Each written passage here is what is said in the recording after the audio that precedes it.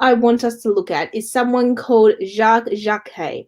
Now, he is a Parisian artist, or he's a Parisian sculptor to be more specific, and he actually has lived in France for the majority of his life. Now, his work is actually inspired by the continuous line. Now, you might be thinking, how does continuous line relate to sculpture? Well, the reason it relates to sculpture is he said in his own words that each sculpture is actually made from just one piece of paper or one material. And that's how it relates to a continuous line, because he's not actually chopping and changing things up. So he's never adding anything to his work through collage. He's never actually taking anything away by cutting it out. So that's why he relates it to a continuous line art.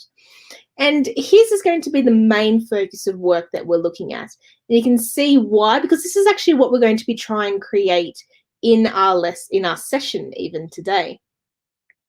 So the other artist that I want us to look at is Oswaldo Guayasamín.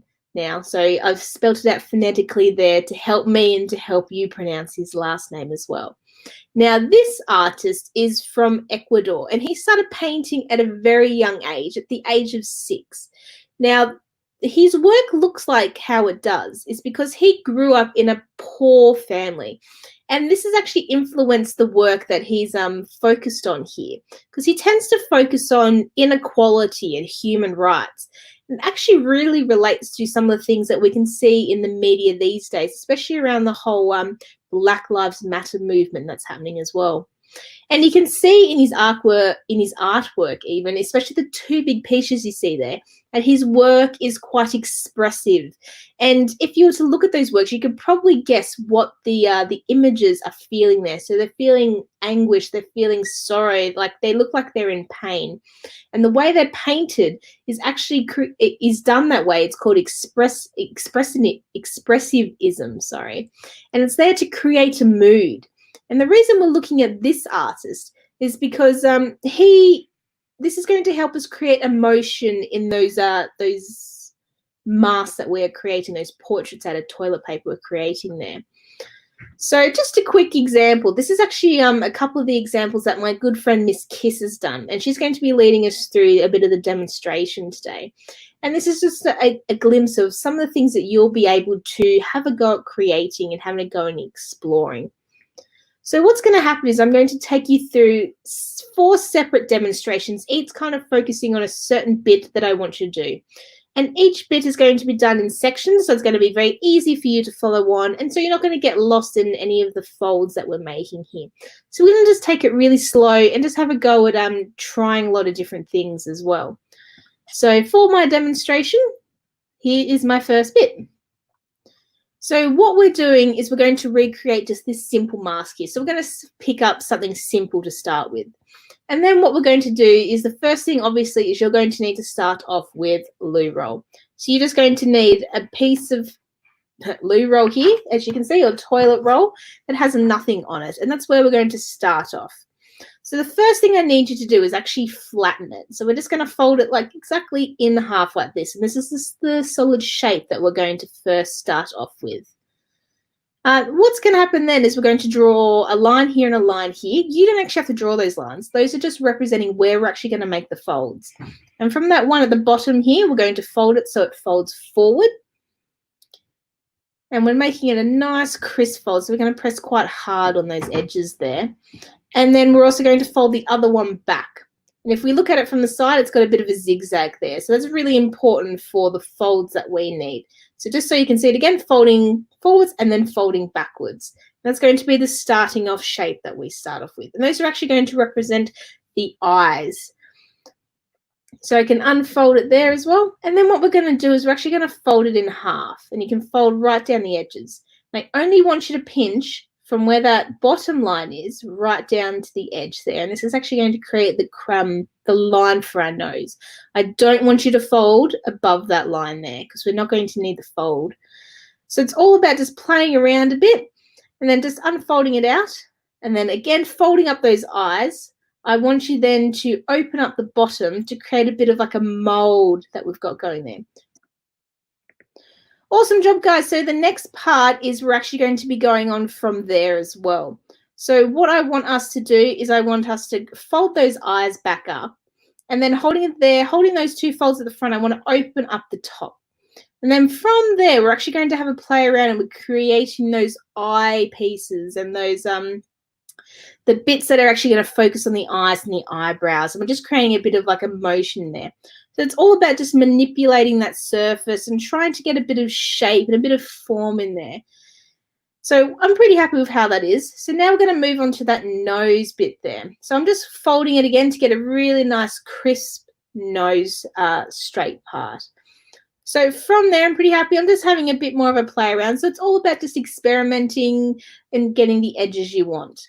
From there, again, the nose. So I'm going to fold it. So I've got a nice bit of a triangle on the side. So if I draw a line here, you'll be able to see the triangle I'm talking about. So there we go. We've got a bit of a nose silhouette from the side. And then I also want to get it on the other side. So I'm going to fold it the other way as well.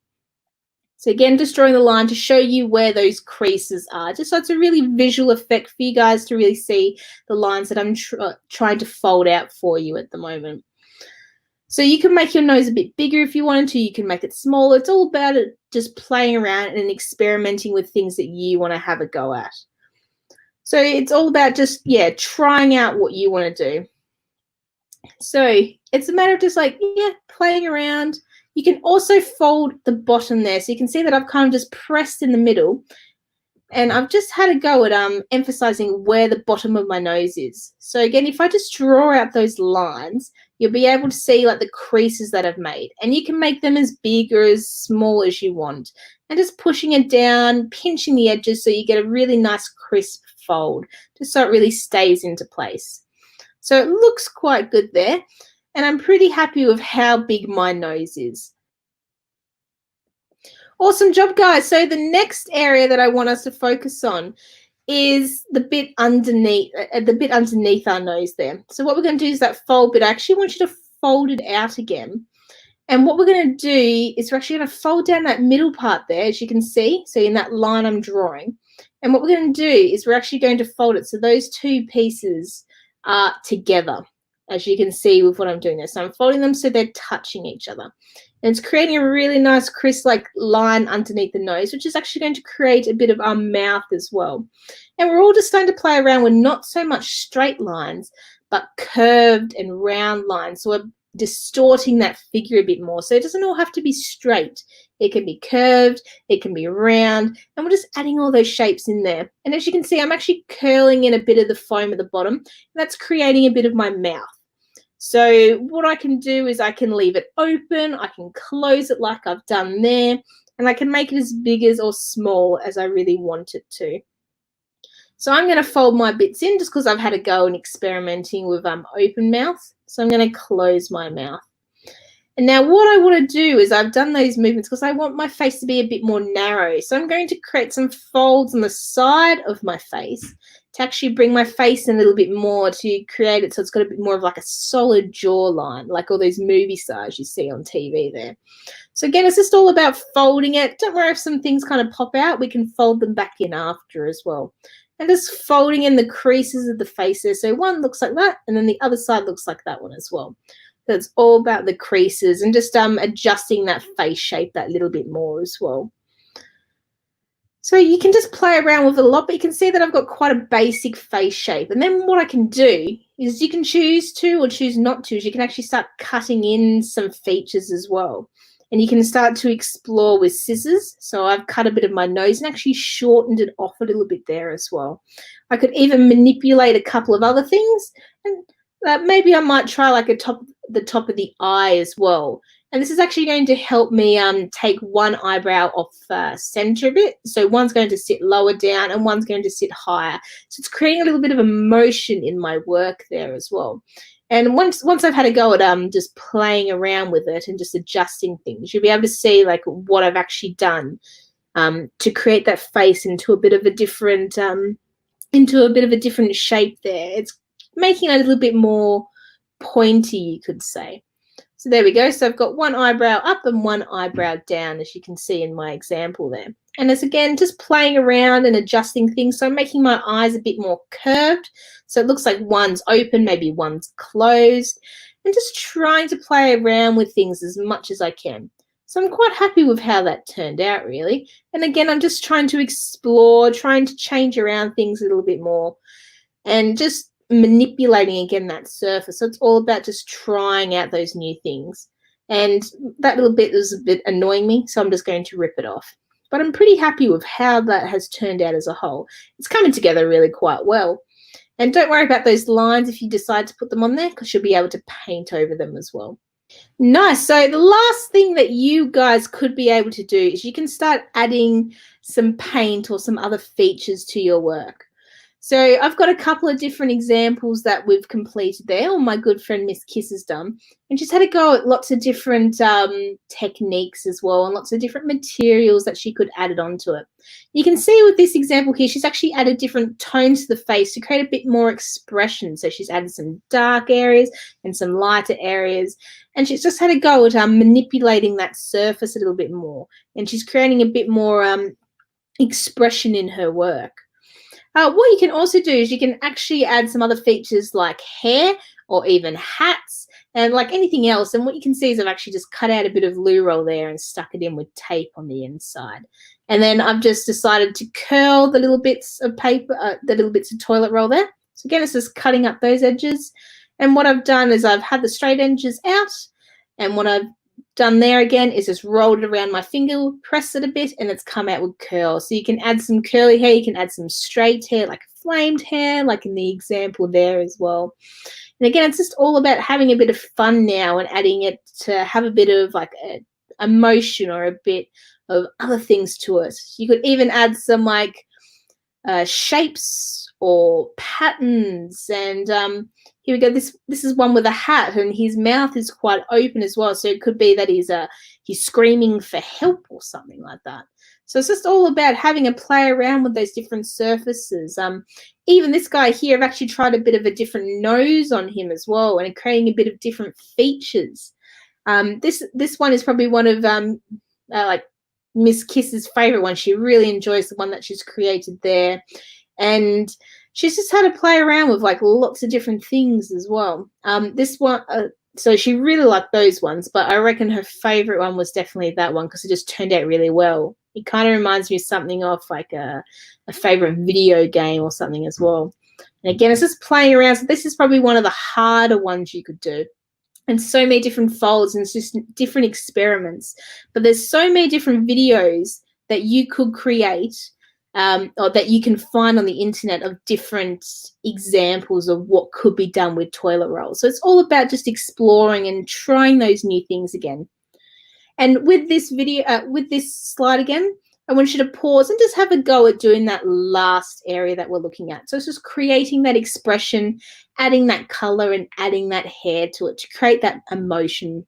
So once again, pause the video. This is the last time I'm going to get you to pause it and have a go at doing that area.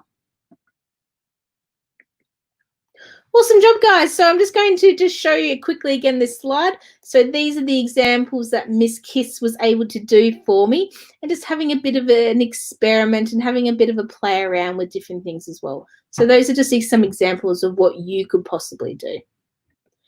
Now from there, you would have had 3 options to create your toilet roll portraits and masks here.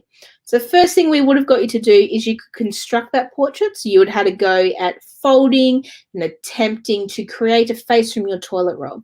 So you could stop there, take some photos of it, and you can share it onto Twitter.